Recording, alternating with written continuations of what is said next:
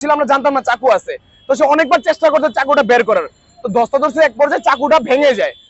আমাদের পরিচয়টা হচ্ছে আমরা ডিএমপি তে নিয়োগ হয়ে ট্রাফিক সহায়তাকারী স্টুডেন্ট হিসেবে ডিএমপি তে নিযুক্ত আছি পার্ট টাইম হিসেবে। তো বিগত 10 থেকে 15 আনুমানিক 10 থেকে 15 দিন আগে আমাদের ডিউটি শেষ করে আমাদের ট্যাগের একজন সদস্য নাম হামিম, উনি বাসায় যেতে নিছিল, ওনার বাসা হচ্ছে শ্যামলীতে।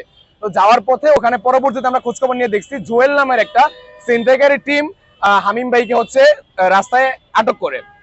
ওরা হচ্ছে প্রফেশনাল ছিনতাইকারী, ওনারা ওই এলাকায় পরিচিত।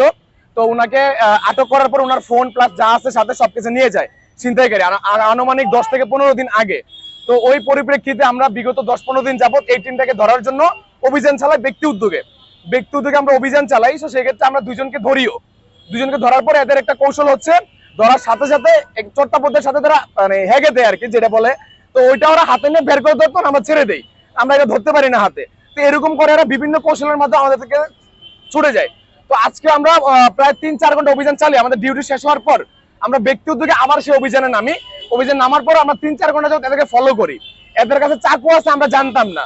তো ওইখানে 3-4 জন ছিল, 3-4 জনের মধ্যে একজনকে আমরা ধরতে সক্ষম হই এক পর্যায়ে। ধরার পর সে তার যে চাকুটা ছিল আমরা জানতাম না চাকু আছে।